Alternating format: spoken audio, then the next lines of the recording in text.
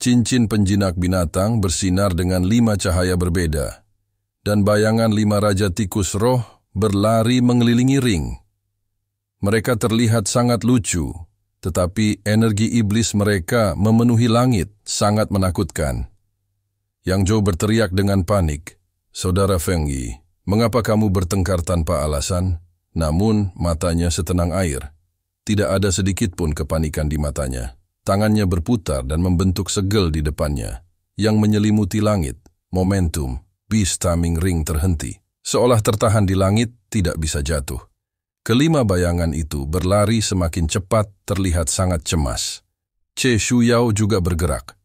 Tubuhnya mencondongkan tubuh ke depan dan meninju wajah Yang Zhou. Kaisar Wu selalu sangat berhati-hati saat berperang. Satu gerakan ceroboh bisa mengakibatkan kematian. Pukulannya sangat biasa, hanya memadatkan Ki Kaisar, menggunakan kekuatan untuk menerobos Dao. Ketika tangan Yang Zhou memblokir Beast Taming Ring, dia tidak punya waktu untuk bereaksi. Dengan keduanya bekerja sama, mereka tidak perlu menggunakan seluruh kekuatan mereka. Selama mereka bisa menyerang dan bertahan, itu sudah lebih dari cukup. Ledakan.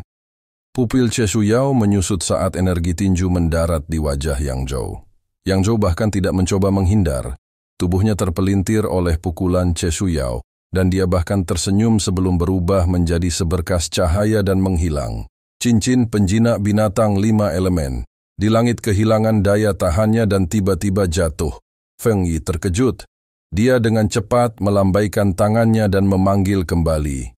Beast Taming Ring memegangnya di tangannya. Keduanya sangat terkejut. Mereka berdiri saling membelakangi dan menjadi waspada. Indra ilahi, mereka mencakup radius beberapa kilometer, melindungi dari gerakan sekecil apapun. Fakta bahwa perahu ikan yang mampu melarikan diri tepat di depan mereka menyebabkan ekspresi mereka berubah menjadi jelek. Aha, kalian berdua terlalu tidak baik.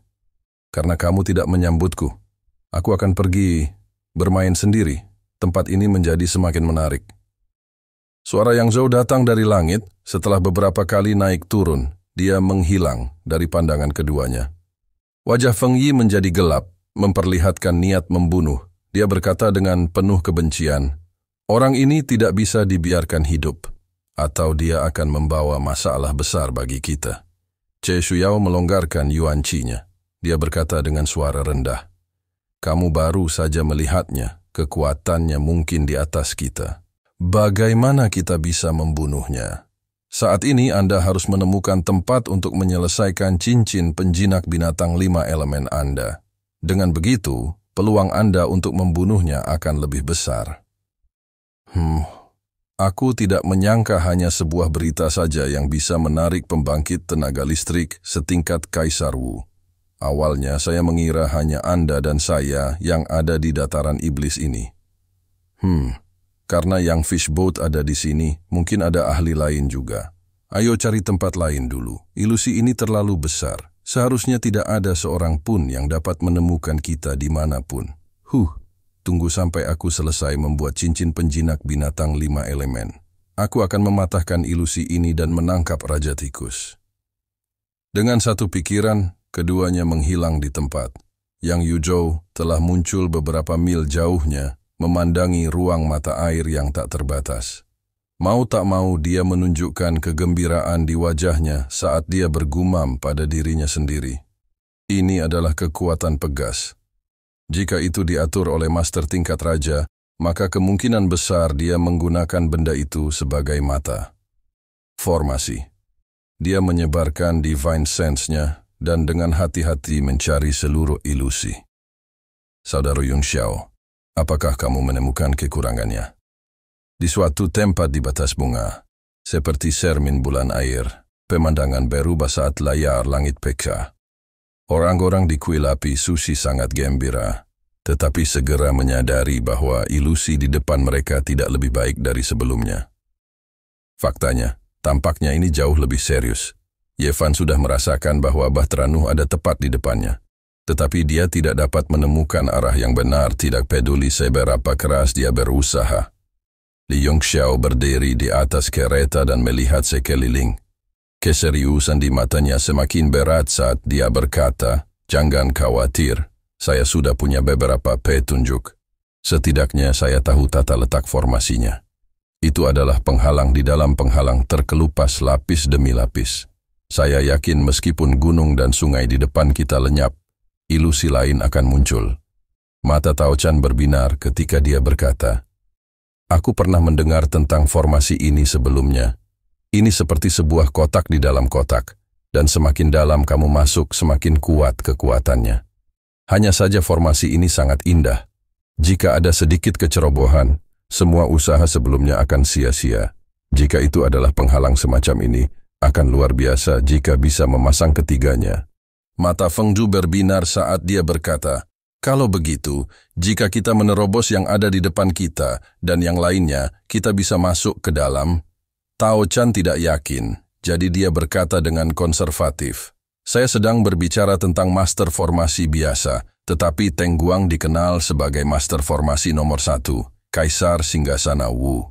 Dia jauh lebih kuat, mungkin dia bisa mengatur 5 atau 7. Wajah Feng Zhu langsung menunduk. Dia menoleh ke Li Yunxiao dan berkata, "Sepertinya kamu tahu sesuatu tentang Teng Guang. Menurutmu berapa banyak yang bisa dia atur?" Li Yunxiao mengamati dengan cermat ketika pikirannya diganggu oleh mereka berdua. Dia berkata dengan marah, "Jika Teng Guang berkonsentrasi pada pembuatan penghalang yang saling terkait ini, tidak akan menjadi masalah baginya untuk memasang 108.000 penghalang." Feng Zhu tertegun, lalu dia tertawa dan berkata, "Hahaha, 108.000 diantaranya. Apakah menurut Anda dia adalah pakar negara dewa? Biarpun dia adalah pakar negara dewa, tetap ada batasnya." Li Yunxiao meliriknya dengan dingin dan berkata, "Susunan semacam ini di dalam larik, selama seseorang memahami esensi di dalamnya, ia dapat mengaturnya tanpa batas. Tapi Teng Guang tentu saja tidak akan bersikap tidak masuk akal, karena dia sangat senang membicarakan formasi susunan ini sebagai karya kebanggaannya, maka pasti ada sesuatu yang istimewa tentangnya. Jika saya tidak salah menebak, tempat ini seharusnya merupakan kumpulan 4 lingkungan, maju mundur, tanpa awal dan tanpa akhir. Bolak-balik tanpa awal dan tanpa akhir." Feng Zhu berkata dengan terkejut, "Apa maksudnya ini? Mungkinkah kita tidak bisa keluar?" Li Yunxiao juga menjadi agak jengkel dan berkata, "Kalian lihat sekeliling, hamparan tumbuh-tumbuhan di musim semi. Pemandangan vitalitas yang meriah. Ini seharusnya menjadi hukum negara. Musim semi. Jika saya tidak salah menebak, tempat ini dipadatkan dengan kekuatan 4 musim, 4 penghalang besar yang lahir dalam sebuah cincin. Musim semi, dedaunan, dan musim gugur tiba. Musim panas berakhir dan musim dingin tiba selama-lamanya.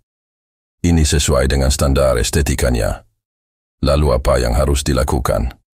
Saat Ye Fan mendengarnya, kepalanya membengkak.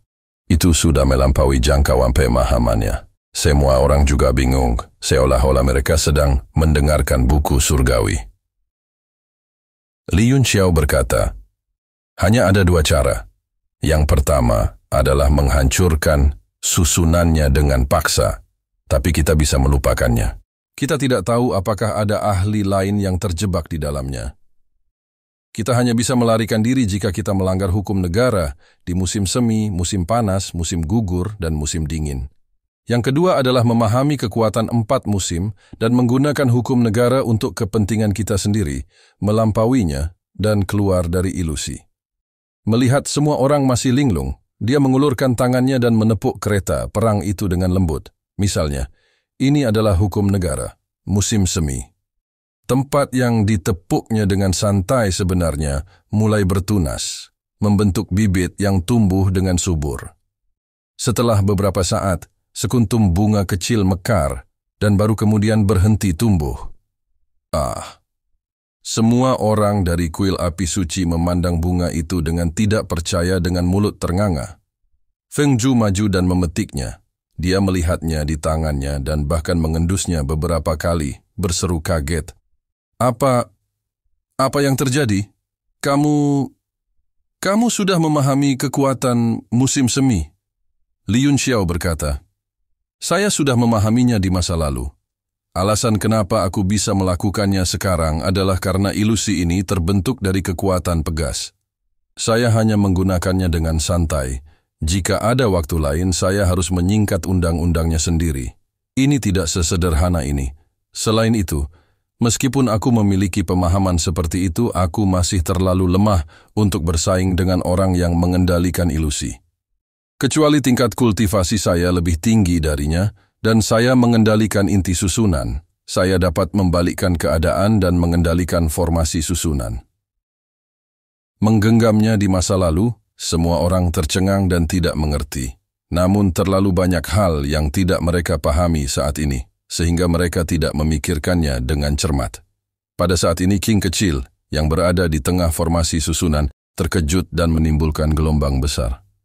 Li Yunxiao telah memahami kekuatan hukum dengan begitu santai, seolah-olah dia adalah pengontrol formasi susunan. Lalu, hanya ada satu kemungkinan. Dia sudah lama memahami hukum 4 musim. Itulah sebabnya dia bisa menggunakannya. Saat memikirkan hal ini, dia benar-benar tercengang. Kekuatan 4 musim adalah hukum negara. Jika tubuhnya bukan inti susunan, dia tidak akan bisa mengendalikannya dengan kekuatannya. Keyakinannya bahwa segala sesuatu berada di bawah kendalinya terguncang. Kewaspadaannya terhadap Li Yunxiao melebihi kewaspadaan Kaisar Wu lainnya. Feng Zhu berkata, kamu sudah banyak bicara. Apakah kamu sudah menemukan jalan keluarnya? Tidak, Li Yunxiao menggelengkan kepalanya dan berkata, tapi masih ada harapan.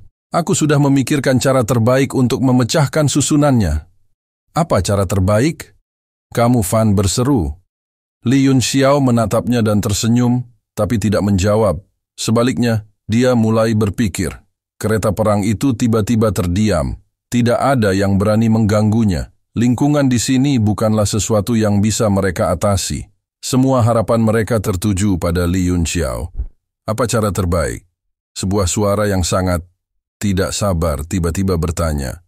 Seluruh kereta perang Raja Harimau terdiam, dan suasana menjadi tegang dan berat. Karena pertanyaan tadi tidak ditanyakan oleh siapapun di kereta, ekspresi Feng Zhu berubah. Setelah merasakannya, dia mengambil suatu tempat. Ruangan itu berguncang, dan sebuah bayangan melintas dan mendarat dengan ringan di atas kereta perang. Ada fluktuasi di 2 tempat lainnya, dan 2 sosok muncul satu demi satu. Ketiganya semuanya mengenakan jaket bergaris biru muda. Mereka adalah 3 orang dari klan pemakan roh. Wajah mereka dingin dan sombong. Mereka memandangnya dari sudut mata, seolah-olah memandangnya adalah hadiah yang luar biasa. Klan pemakan roh, mata Li Yunxiao bersinar. Dia mengenali pakaian itu dalam sekejap dan hatinya gemetar. Perlombaan pemakan jiwa sangat misterius dan aneh, dan metode budidaya yang mereka kembangkan sangat jahat. Dia telah mempelajari teknik pertarungan jiwanya dari Soul Eater Race. Saat ketiga orang ini muncul, mereka telah menekan aura semua orang. Jelas sekali betapa kuatnya mereka. Orang-orang dari kuil api suci segera mundur dan mengepung ketiganya. Setiap orang menghadapi musuh besar. Aura yang dikeluarkan ketiga orang itu terlalu dingin dan kuat, terutama Zhang Xiaotian. Bahkan Feng Zhu dan Qi Guang, 2 yang mulia bela diri, anehnya merasa tertekan. Terima kasih telah menonton. Jangan lupa like, share, dan subscribe guys.